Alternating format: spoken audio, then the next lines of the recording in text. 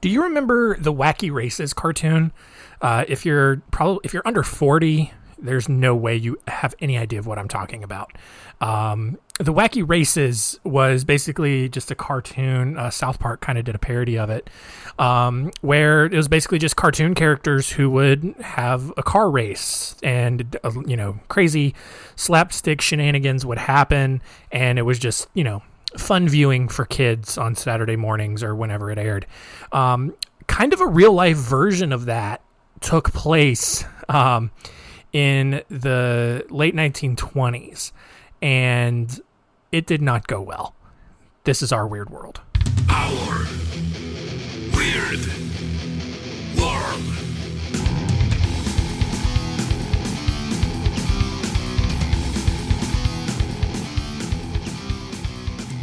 Welcome to Our Weird World. I am your host, John Henson, and 2020 finally over.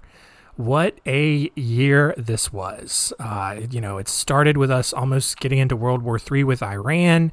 Then pretty much all of Australia caught on fire. Then Kobe died. And then the pandemic hit, and we were all quarantined over a virus that mostly just killed old people, which felt like the worst horror movie ever. And then I don't know what happened, because I'm being honest with you right now. It is May 19th, 2020, and we're still under quarantine. And I have been recording all of these episodes well in advance because I have nothing else to do. So you're welcome. Hopefully, now that we're 7 months into the future here, that, maybe things are better. Probably not. I think we will know who the new president is. Maybe it's the same president. How crazy would that be? What about, maybe there's a second wave of the virus that's come through, like the 1918 Spanish flu, which, fun fact, didn't even originate in Spain. It originated in Kansas, but the Spanish media covered it the most, and so they just called it the Spanish flu. It's different times. Hopefully we have champions in all of our major sports. I don't know at this point. I'm very, very much speculating. I'm just sitting in a dark room and talking out loud by myself like a crazy person into a microphone. And, there's a good chance this won't even air because the world will have ended. And now these files just exist in the netherworld. I don't know. All right, it's getting weird. Here, let's jump into the story.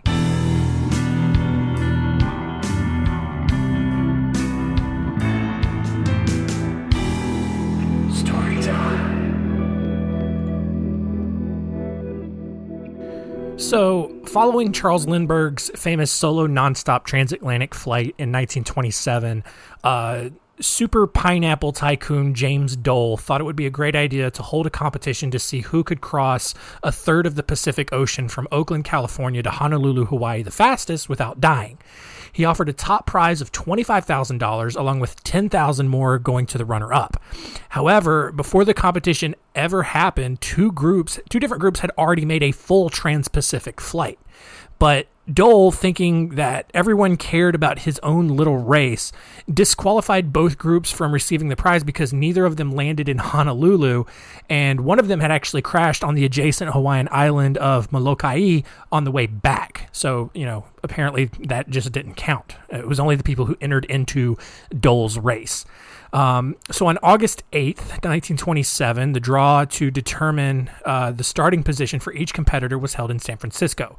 2 days later, two of the competitors, George W.D. Covell and R.S. Wagner, took off from San Diego en route to Oakland to start the race. As soon as they took off, they quickly hit a fog bank, crashed into the ocean, and died. And that really set up just the stupidity and the craziness that would happen around this race. The next day, one of the competitors, Arthur Rogers, went out for a test flight, but as he came into land, his plane nosedived and crashed, killing him instantly.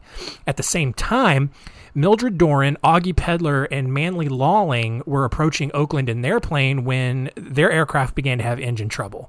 Although they were able to successfully land the plane in a wheat field, they didn't have any tools to fix the engine because they had decided to drop off what they thought was unnecessary cargo back in Long Beach. Another duo in another area crashed their plane into the San Francisco Bay on their way to start the race, but they survived.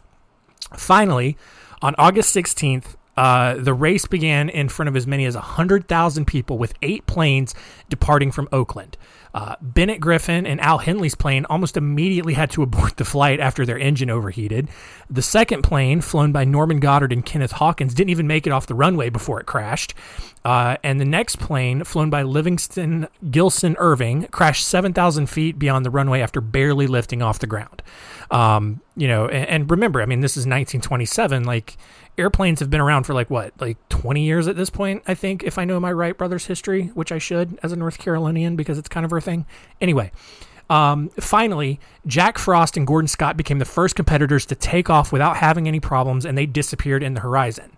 Augie Pedler and Mildred Doran's plane, if you remember them, they were finally able to make their repairs and take off after making their repairs and arriving in Oakland. However, their plane returned back to the runway 10 minutes later with more engine trouble.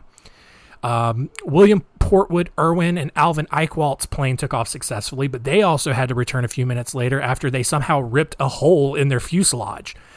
The next 2 planes, piloted by Martin Jensen and Arthur Goebel. I don't know. It's one of those weird German names where the pronunciation doesn't look anything like the spelling of it. It's Goebel, and I think it's Gable, but I didn't care enough to look up a pronunciation guide. But they took off successfully. And even Augie Pedler's plane, third time's a charm, flew off after another round of repairs. Livingston Irving's plane, however, crashed a second time on takeoff. So I think if we're able to keep track here, we've got, I think, 3 or 4 planes. So half of the competitors were actually able to take off and make their way to Honolulu. And actually, Gable, whatever, he was the first plane to land in Honolulu a little more than 26 hours after he had left Oakland. Jensen arrived 2 hours later to take home the second prize. The rest of the planes that hadn't crashed in Oakland were all lost at sea and never found. And after making some repairs, William Irwin flew out to aid the rescue, but he also crashed into the ocean. So in all, 10 people died just from competing in this event. And obviously it was very much considered a disaster. And that short little story, but that takes us to the end.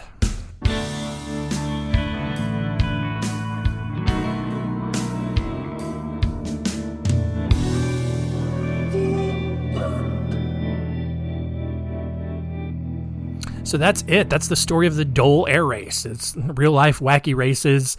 Out of 10 competitors, only 2 actually finished. Everyone else pretty much died or never made it out of Oakland. And that's just how planes were in the 1920s. Just a dumb little story to kind of end the year on. I hope genuinely that we made it to this point in the year, and that everyone has jobs and isn't sick or didn't have any loved ones who died. But who knows at this point? Like, my generation I feel pretty responsible for ruining the world. Or maybe it was the Gen Xers or the last of the boomers, or maybe just everyone ruined the world and now we just don't know what we're going to do. So, apparently, we never learn anything, and that's what you call a professional transition into our What Did We Learn segment.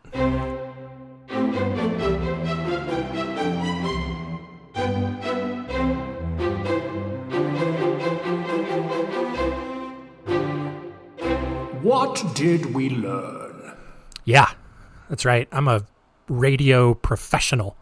It's not radio, but man, you thought I was going in one direction and then bam, turn right back around and hit you with the segment.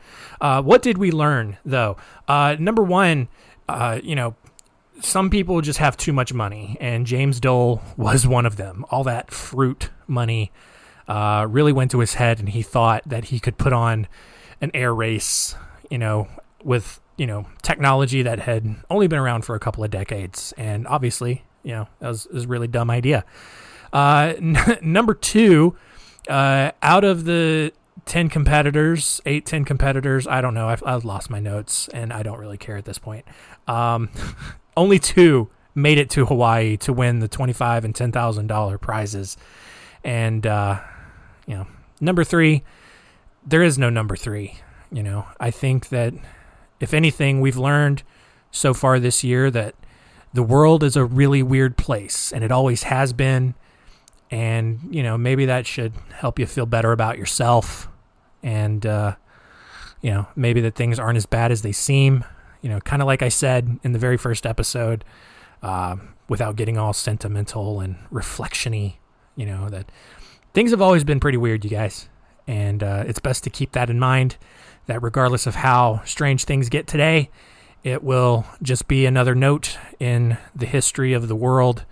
And, maybe 50 years from now, some other weirdo with more time on his or her hands, or whatever pronoun they choose to be, because that's the direction we're headed.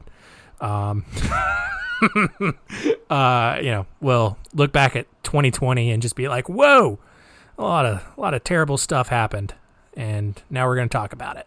So I hit the music.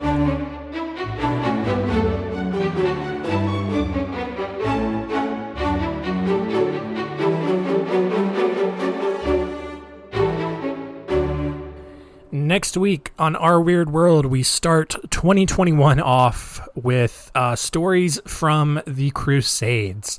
They were already really dumb to begin with. Hey, let's take the teachings of a man who preached humility and doing good and force it down people's throats and kill them if they don't agree with us.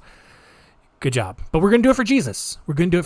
And if we learned anything from David Berg, like, if you do anything, it's okay as long as you do it, in the name of love. So we'll look at the stories of Peter Bartholomew, the Siege of Marat, the Children's Crusade, and the Children's Crusade. So 3 stories there. Obviously, you know what it's going to be. It's going to be weird. So thank you for listening. Keep telling all your friends, and remember, keep it weird.